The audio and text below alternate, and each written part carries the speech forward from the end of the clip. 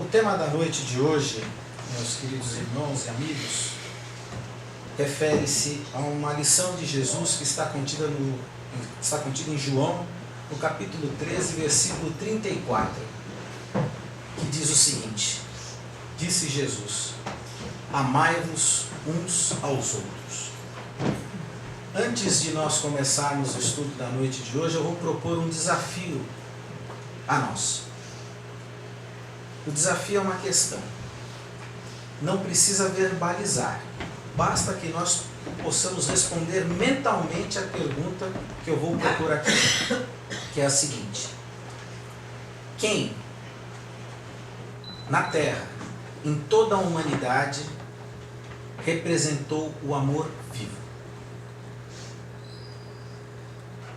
Todos já têm uma resposta já na cabeça? Uma ideia de resposta? Vamos guardar então essa resposta, que uma hora a gente vai utilizar, ok? Esse é o desafio da noite. Não exige-se muito sem esforço físico, mais um esforço mental.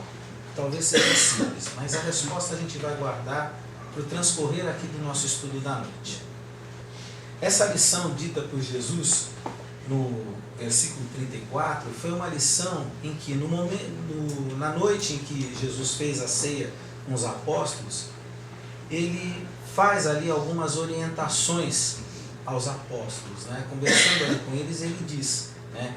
Eu trago a vocês um novo mandamento, um novo preceito: amai-vos uns aos outros. E disse ele, dizendo assim, Jesus, ele comentou a eles dizendo o seguinte, que fazendo isso, ou seja, amai-vos uns aos outros, eles seriam reconhecidos como apóstolos do Cristo. Ou seja, há um novo mandamento que Jesus coloca, um novo preceito que Jesus coloca aos seus apóstolos, no intuito de que eles amassem uns aos outros, para que eles tivessem de fato reconhecimento como seguidores do Cristo, seguidores da lição do Cristo. Vamos pegar então esse preceito, este mandamento que Jesus colocou para eles há mais de 2000 anos atrás. Vamos colocar esse preceito para nós, aqui. Imaginemos que estivesse aqui Jesus, e nós todos aqui sentados, e Jesus dissesse para nós: amai-vos uns aos outros. Quem são? Vamos partilhar esta frase, fracionar essa frase de Jesus em determinados pedaços, para nós entendermos o que, de certo modo, isto quis significar. Quem Jesus pede para que ame? Uns. Ou seja, aquele grupo de pessoas que estavam com ele. Ele pede para amar quem? Aos outros. Quem são os outros? Os outros são todos os seres humanos, ou seja, toda a humanidade. Jesus não faz distinção. Ele pede que todos aqueles que seguem a Ele, todos aqueles que aplicam os seus ensinamentos, as suas lições, o seu exemplo, ame toda a humanidade. Portanto, Jesus ele coloca com este novo mandamento o mandamento, que é o mandamento do amor. Ele consegue sintetizar, ele consegue reunir todos os mandamentos, todos os seus exemplos, todos os seus ensinamentos num só mandamento, que é o mandamento do amor. Parece simples, e é simples. É muito simples. O difícil, gradativamente, é como nós vamos exercitar e utilizar essa ferramenta de amor que Jesus nos coloca e nos traz. É lógico que o amai-vos uns aos outros, ele é um mandamento que a gente chama de guarda-chuva, ou seja, é um mandamento que cobre os demais mandamentos. E um dos mandamentos semelhantes a esse, que complementa o amai-vos uns aos outros, é o que trata o capítulo 11 do Evangelho segundo o Espiritismo, que é intitulado Amar ao Próximo, Amar ao Próximo como a si mesmo. Amar ao próximo como a si mesmo, a gente também pode fracionar também esta lição de Jesus. Quem é o próximo? O próximo é o outro, ou os outros. Portanto, este ensinamento do amar ao próximo como a si mesmo, ele é, de fato, algo que está abarcado pelo amai-vos uns aos outros. Porque amar ao próximo como eu amo a mim, ao outro, é aplicar aquele ensinamento que diz: não desejo o mal a mim, não desejo ao outro aquilo que de mal possa vir a mim. Ou seja, se eu aplico bem a mim, eu posso aplicar também ao outro, ao próximo. Se eu aplico ao próximo aquilo que eu não desejo a mim, não faz sentido. Mas a partir do momento que eu aplico o amor ao próximo, a partir do momento que eu dedico esse amor ao próximo, evidentemente eu vou me rodear também do bem que eu tanto desejo. E de fato, o que a gente pode definir como amor? O que é o amor? Será que nós temos noção plena do que seja esse sentimento tão sublime e tão magnânimo que é o amor? O espírito de Lázaro, quando ele trata da lei de amor, neste capítulo 11 do Evangelho segundo o Espiritismo, ele diz que o amor é o sentimento por excelência.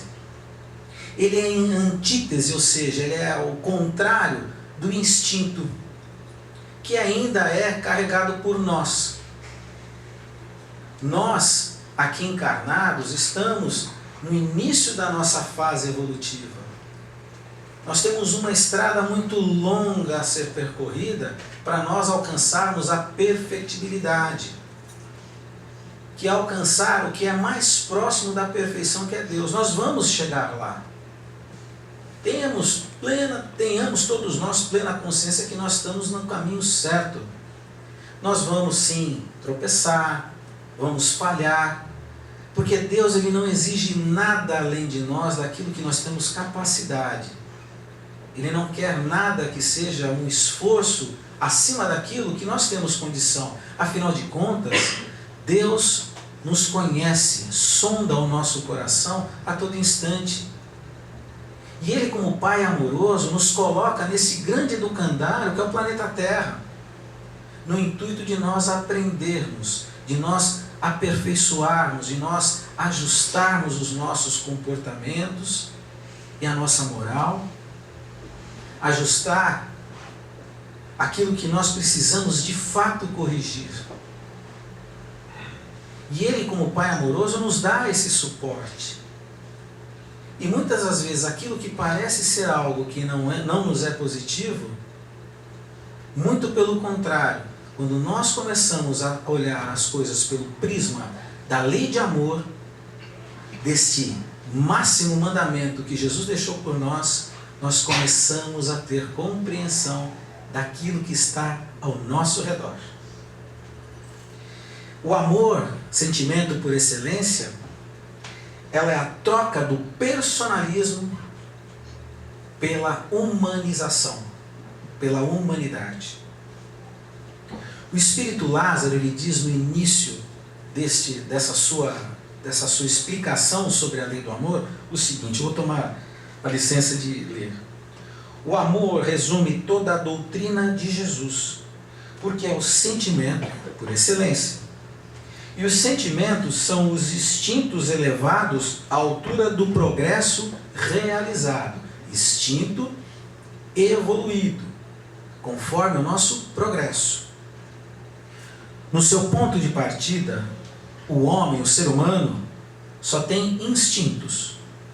Mais avançado e corrompido, tem sensações. Mais instruído e purificado, tem sentimentos.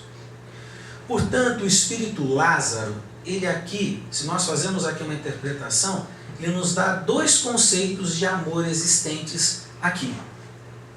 Que o palestrante mineiro Simão Pedro de Lima, quando ele sempre vai tratar sobre o amor, ele sempre menciona esses dois tipos de amor existentes aqui na Terra. Um é o amor sensação e o outro é o amor sentimento. E o que seria então o amor sensação? É aquele amor que ainda prevalece na maior parte em nós. Prevalece. Não se inteira de nós, mas ele prevalece. Se algo prevalece em nós, é porque há algo que está ali também do lado. Há algo que também está em paralelo, mas um está um pouco mais elevado que o outro. Um toma um pouco mais do espaço que o outro. E o amor-sensação, na condição ainda de espíritos em evolução, é o que vai prevalecer ainda dentro de nós. Porque nós ainda temos muito a questão do instinto. O que é o instinto? É nós reagirmos às vezes sem pensar, sem fazer uma avaliação mais racionalizada, mais apurada. O amor sensação é um amor de troca, é um amor de escambo. Eu amo você se você me amar. Eu concedo a você alguma coisa esperando algo de retorno. É como mais ou menos aquelas situações que são tratadas em análises, que a pessoa vai fazer determinada coisa contando com algo que ela possa receber em troca, como se fosse uma espécie de recompensa. Esse é o amor sensação. Nós amamos esperando o retorno de que a pessoa que nós amamos também nos ame. Ele é individual, ele é personalista, ele envolve muito uma questão do ego. Ele, por sua vez, ele é passional, ele é emocional. Ele age muitas vezes de forma, como diz às vezes as pessoas, com o coração. Vai às vezes no impulso. E ele muitas vezes é incompreendido. Por ser sensação e por não ter muitas vezes essa questão por ter essa questão da troca, de haver essa necessidade, quando nós não somos correspondidos por esse amor, gera justamente frustrações, decepções, mágoa. Porque a gente tem esse tipo de amor, a gente acredita que isso é amor e a gente não tem esse retorno. E por isso ele traz dor. O mesmo palestrante diz que esse amor ele é retratado numa poesia de Luís de Camões. E todos nós aqui talvez saibamos que é a Cantiga ao Amor, que diz o seguinte no seu início: amor é fogo que arde sem se ver. Fogo que arde sem se ver. É ferida que dói e não se sente. É o contentamento descontente. Como que um contentamento pode ser descontente? Como que uma dor que dói não pode ser sentida? Este é o amor sensação. É o amor conturbado, é o amor que causa confusão, é o amor que nos afeta. Em contrapartida, há o amor sentimento. Este é o amor que Cristo fala e que Cristo colocou como sendo o grande mandamento. Ele ainda não prevalece tanto em nós, ele compete ali com o amor sensação. Mas nós temos, porque Deus nos coloca uma centelha divina dentro da nossa consciência. É o amor descrito na lei divina. Toda a lei divina, segundo os Espíritos, está gravado dentro da nossa consciência. Se a lei divina, toda ela, é gravada na nossa consciência e, por consequência, a lei de amor, ela é uma lei divina, logo, todos nós temos gravados dentro da nossa consciência o amor, sentimento, o amor nobre, o amor sublime. Ele, por sua característica maior, é incondicional. Ele não depende de qualquer contrapartida, não depende de recibo. ama-se por amar, abdica-se, talvez, de si próprio, para o próximo, para o outro. Ele é consciente, ele é paciente, ele é amoroso. Ele vive dentro da nossa consciência, então ele é trabalhado com a razão, com o coração. Ele é afetivo e é empático. Eu me coloco na condição do outro, tento entender aquela situação. Às vezes nós nos damos em condições familiares em que a esposa não compreende o marido, a esposa exige do marido, o marido que não compreende a esposa, o filho que demonstra uma certa ingratidão por tudo que a gente faz. Mas o amor incondicional não espera recíproco. Eu, nessa existência, não vou sentir as dores do parto. Mas um amor muito próximo a isso é o amor da mãe que gestiona por um período longo de 9 meses uma vida. Via de regra, esse é o maior amor que a gente pode ter.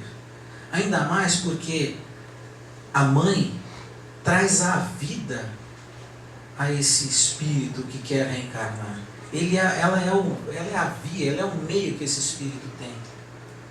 E esse amor eu sinto como filho. Nós todos, eu pelo menos sinto como filho, mas muitas de vocês já sentiu como mãe.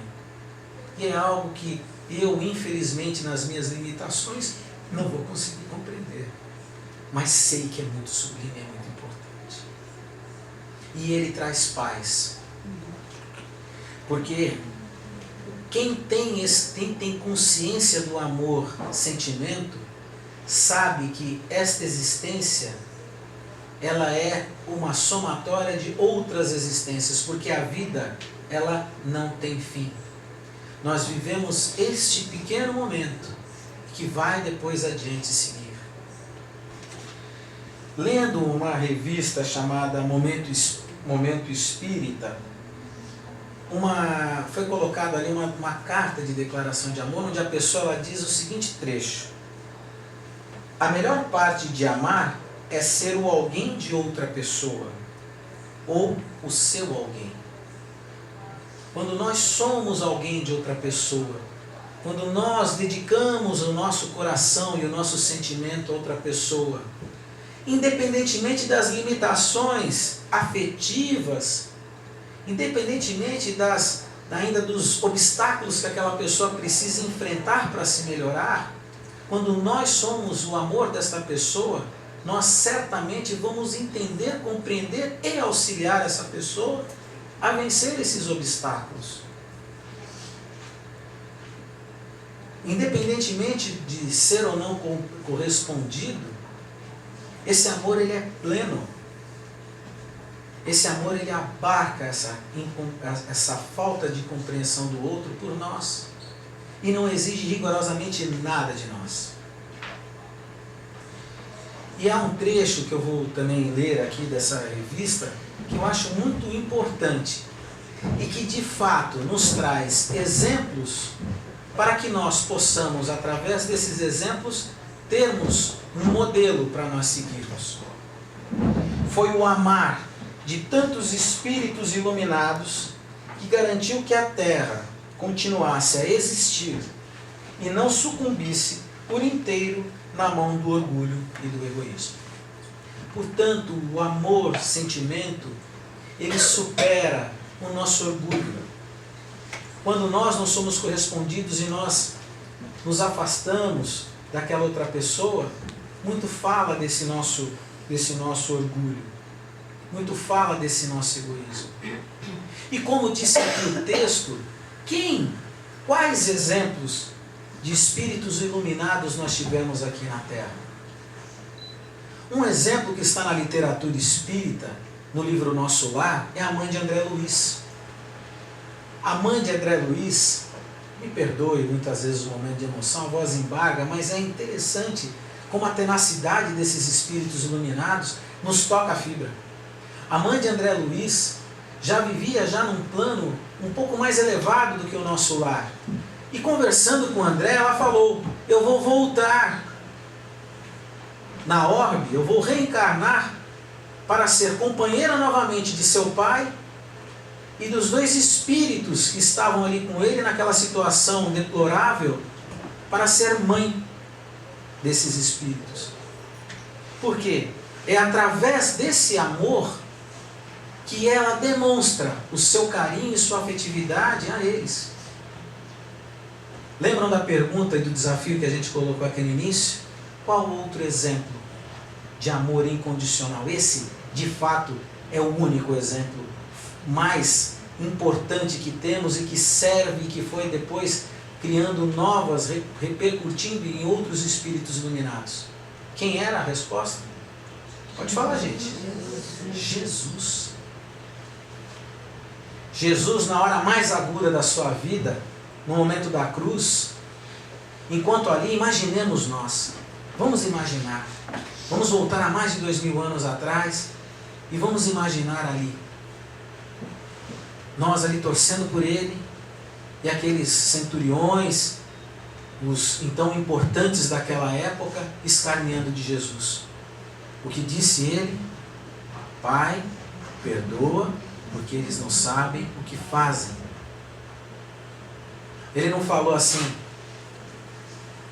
não exigiu nada deles, dizendo, poxa, pessoal, vocês que estão aí, ajudei vocês, salvei muita gente, curei muita gente, por favor. Não. Porque Jesus, membro da comunidade de espíritos elevados, sabia daquilo que ele estava ali se propondo. E a maior proposta que Jesus colocou era que ele não veio para curar os sãos, mas para curar os doentes. E nós ainda, doentes é uma palavra, mas nós ainda somos devedores ainda, de certo modo, da compreensão dessas lições. É como um professor que diz assim, olha, começou o ano letivo hoje, todo mundo hoje tem nota 10. Conforme o ano vai passando, vocês vão tomando algum desconto. Se você vai estudando, vai se comportando, o teu 10 vai ser mantido. Mas se você vai claudicando alguma coisa, eu vou descontando alguma notinha. Às vezes a gente fica na média, outros são aqueles alunos laureados, enfim, outros ficam depois de recuperação. E nós estamos nesta recuperação. E Jesus não fechou o seu amor num clube entre os apóstolos, não, ele procurou justamente os mais simples. Procurou aqueles que podiam ter capacidade dentro do seu coração de entender as lições de Jesus. E seu exemplo de amor foi contra a vaidade dos poderosos, a necessidade de poder que alguns tinham. Ele curou, por exemplo, o escravo do centurião. O centurião é mais ou menos como o publicano da época. Não era uma pessoa muito benquista e muito querida, muito pelo contrário. E ele pregou de fato o perdão e a caridade dentro daquele momento que ele viveu. E Jesus nos convida a esse amor através da prudência, através do carinho, através da sensibilidade com o outro, com o próximo. E o último exemplo que nós temos é o nosso estandarte desta casa. Aqui o nome dele. Chico Xavier. É o exemplo próximo de nós. Ele pegou todo o instrumentário que Jesus deixou para nós e abdicou da sua vida servindo a pessoas que estavam doentes, a pessoas que estavam desesperançosas porque perderam pessoas amadas e queridas aqui. Perderam não, devolveram ao plano espiritual.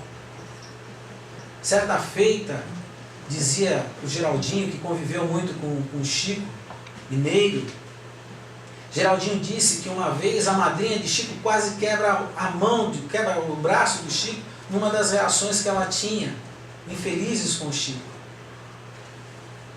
E aí Maria Mãe de Deus disse a ele, olha, se acalme, tenha paciência, não se neve nem aborreça. Imaginemos se Chico tivesse perdido algum movimento do braço. Não teríamos deixado os 400 e tantas obras de ensinamento dedicado a cada um de nós.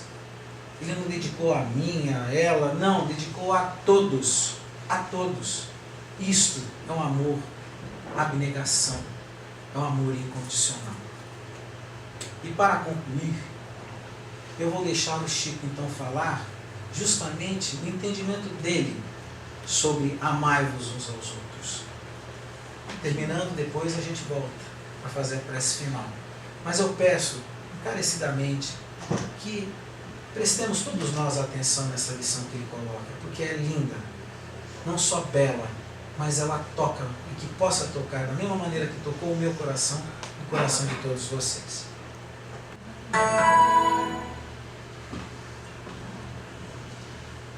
Se eu fosse alguém, se eu tivesse influência, se eu pudesse realizar alguma coisa em benefício da comunidade, e se eu tivesse a menor autoridade para fazer isto, eu apenas repetiria para mim mesmo e para todos os nossos irmãos em humanidade, de todas as terras e de todos os idiomas, aquelas palavras de nosso Senhor Jesus Cristo. Amai-vos uns aos outros como eu vos amei. Porque amor com esquecimento de si mesmo. Porque amor nada pedindo para si. O amai-vos uns aos outros foi superado pelo amai-vos uns aos outros como eu vos amei. Amar alguém ou alguma causa sem pedir nada, sem esperar o pagamento nem mesmo da compreensão da inteligência do próximo, então trabalhar por uma humanidade mais feliz, por um mundo melhor, pela extinção das guerras e pelo incentivo do progresso em bases morais convenientes para que nós todos estejamos no melhor lugar possível, que possamos ocupar no campo da vida humana, servindo ao Pai, ao Criador, a nosso Senhor Jesus Cristo e a todos os princípios cristãos, também aos princípios mais nobres de outras religiões, para que, com respeito mútuo, possamos vencer todas as barreiras e amar como o amor deve ser consagrado entre nós. Portanto, meus queridos irmãos, que possamos consagrar esse sentimento e esse mandamento tão maravilhoso que nosso Pai deixou a todos nós, que o nosso Mestre Jesus deixou também através do seu exemplo e principalmente através dos seus ensinamentos que estão contidos dentro do seu Evangelho. Que possamos nos esforçar, trabalhar, pois nós não estamos sozinhos. A espiritualidade está junto de nós. Possamos confiar e possamos manter-nos firmes, mesmo que as dificuldades venham, porque Jesus nos conhece, nos sonda, está junto de nós, e a espiritualidade também está ali nos intuindo, e temos amigos no outro plano que nos amam incondicionalmente e torcem pela nossa evolução. Que assim seja. Que assim seja.